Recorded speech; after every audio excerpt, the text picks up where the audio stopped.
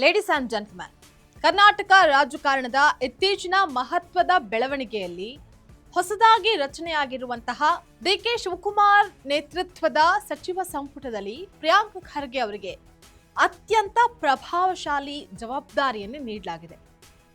ಆರಂಭದಿಂದಲೂ RSS, Bajrang ದಳದಂತಹ Hindu ಸಂಘಟನೆಗಳ ಸಿದ್ಧಾಂತಗಳನ್ನು ಬಹಿರಂಗವಾಗಿ ವಿರೋಧಿಸ್ತಾ ಬಂದಿರುವಂತಹ ಪ್ರಿಯಾಂಕ್ ಖರ್ಗೆ ಈಗ ಇಡೀ ರಾಜ್ಯದ ಪೊಲೀಸ್ ಇಲಾಖೆಯ ಬಾಸ್ ಆಗಿದ್ದಾರೆ. ಹಾಗಾದ್ರೆ ಪ್ರಿಯಾಂಕ್ ಖರ್ಗೆ ಗೃಹ ಸಚಿವರಾಗಿರೋದ್ರಿಂದ ಹಿಂದೂ ಸಂಘಟನೆಗಳ ಮೇಲೆ ಬೀರಲಿರುವಂತಹ ಪರಿಣಾಮಗಳು ಏನು?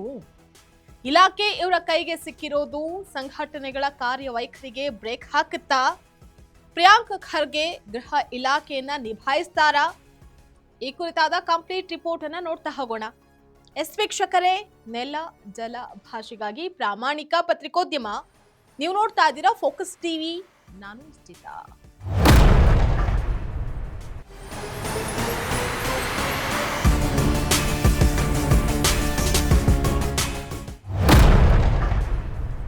ಪ್ರಿಯಾಂಕ್ ಖರ್ಗೆ ಅವರು ಗೃಹ ಸಚಿವರಾದ ತಕ್ಷಣವೇ ಹಿಂದೂ ಸಂಘಟನೆಗಳು ಮತ್ತು ವಿರೋಧ ಪಕ್ಷಗಳು ಅಲರ್ಟ್ ಆಗಿರೋದಂತೂ ಸುಳ್ಳಲ್ಲ. ಯಾಕಂದ್ರೆ ಪ್ರಿಯಾಂಕ್ ಖರ್ಗೆ ಅವರು ಆರ್ಎಸ್ಎಸ್ ಮತ್ತು ಬಜರಂಗ ದಳದಂತಹ ಸಂಘಟನೆಗಳ ವಿರುದ್ಧ ಸದಾ ಆಕ್ರಮಣಕಾರಿ ಹೇಳಿಕೆಗಳನ್ನ ನೀಡ್ತಾ ಬಂದಿದ್ದಾರೆ. ಇತ್ತೀಚೆಗಷ್ಟೇ ಆರ್ಎಸ್ಎಸ್ನ ಹಣಕಾಸು ವ್ಯವಹಾರಗಳ ಬಗ್ಗೆ ತನಿಖೆ ಆಗಬೇಕು, ಹಾಗೆ ಆರ್ಎಸ್ಎಸ್ ಚಟುವಟಿಕೆಗಳನ್ನ ಸರ್ಕಾರಿ ಆವರಣದಲ್ಲಿ ನಿಷೇಧ ಮಾಡಬೇಕು ಅಂತ ಅವರು ಪತ್ರವನ್ನ ಬರೆದು ದೊಡ್ಡ ವಿವಾದವನ್ನ ಸೃಷ್ಟಿ ಮಾಡಿದ್ರು. ಪ್ರಿಯಾಂಕ್ ಖರ್ಗೆ ಅವರು ಕೇವಲ ಒಬ್ಬ ಸಚಿವರಲ್ಲ, ಅವರು ಎಐಸಿಸಿ ಅಧ್ಯಕ್ಷ ಮಲ್ಲಿಕಾರ್ಜುನ ಖರ್ಗೆ ಅವರ ಪುತ್ರ. ಇವರೇನು ರಾಜಕೀಯದಲ್ಲಿ ಹೊಸಬರೇನೂ ಅಲ್ಲ. ಪ್ರಿಯಾಂಕ್ ಖರ್ಗೆ ಅವರು ವಿರೋಧ ಪಕ್ಷಗಳ ವಿರುದ್ಧ ಸದಾ ವಾಗ್ದಾಳಿ ನಡೆಸುವಂತಹ ನಾಯಕ. ಬಿಜೆಪಿ ಮತ್ತು ಜೆಡಿಎಸ್ ನಾಯಕರನ್ನ ಸದಾ ಸಾಮಾಜಿಕ ಜಾಲತಾಣಗಳಲ್ಲಿ ಟಾರ್ಗೆಟ್ ಅನ್ನ ಮಾಡ್ತಾರೆ. ಈಗ ಅವರ ಕೈಗೆ ಪೊಲೀಸ್ ಇಲಾಖೆ ಸಿಕ್ಕಿರೋದ್ರಿಂದ ಅವರು ತೆಗೆದುಕೊಳ್ಳುವಂತಹ ಸಣ್ಣ ನಿರ್ಧಾರವನ್ನ ವಿರೋಧ ಪಕ್ಷಗಳು ರಾಜಕೀಯ ದ್ವೇಷದ ನಡೆ ಅಂತ ಬಿಂಬಿಸಿ ಬೀದಿಗೂ ಇಳಿಬಹುದು. ಸಾಮಾನ್ಯವಾಗಿ ಗೃಹ ಸಚಿವರ ಬಳಿ ಇರುವಂತಹ ಗುಪ್ತಚರ ಇಲಾಖೆಯನ್ನ ಮುಖ್ಯಮಂತ್ರಿ ಡಿಕೆ ಶಿವಕುಮಾರ್ ಅವರೇ ತಮ್ಮ ಬಳಿ ಇಟ್ಕೊಂಡಿದ್ದಾರೆ.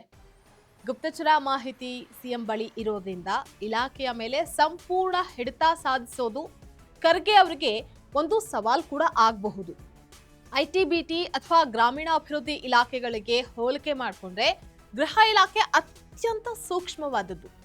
ಕಾನೂನು ಸುವ್ಯವಸ್ಥೆ, ಪೊಲೀಸ್ ವರ್ಗಾವಣೆಗಳು, ಲಾಬಿ ಹಾಗೆ ದಿನನಿತ್ಯದ ಅಪರಾಧಗಳನ್ನ ನಿಭಾಯಿಸೋದು ದೊಡ್ಡ ಜವಾಬ್ದಾರಿಯಾಗಿದೆ. ಪ್ರಿಯಾಂಕ್ ಖರ್ಗೆ ಅವರು ಫೇಕ್ ನ್ಯೂಸ್ ನಿಯಂತ್ರಣಕ್ಕೆ ಹೆಚ್ಚಿನ ಒತ್ತನ್ನು ನೀಡುವಂತಹ ನಾಯಕ.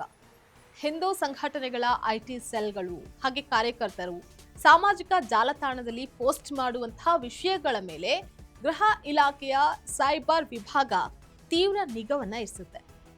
ಪ್ರಿಯಾಂಕ್ ಖರ್ಗೆ ಅವರು ಸಂಘಟನೆಗಳ ವಿರುದ್ಧ ಸಣ್ಣ ಕ್ರಮವನ್ನ ಕೈಗೊಂಡ್ರೂ ಕೂಡ ಅದನ್ನ ಬಿಜೆಪಿ ಮತ್ತು ಹಿಂದೂ ಸಂಘಟನೆಗಳು ಕಾಂಗ್ರೆಸ್ನ ಹಿಂದೂ ವಿರೋಧಿ ನೀತಿ ಮತ್ತು ತುಷ್ಟೀಕರಣ ರಾಜಕಾರಣ ಅಂತ ಬಿಂಬಿಸಿ ರಾಜ್ಯದಾದ್ಯಂತ ಬೀದಿಗಿಳಿದು ಹೋರಾಟವನ್ನ ಮಾಡುವುದಕ್ಕೆ ಸಿದ್ಧತೆಯನ್ನ ನಡೆಸಿದೆ.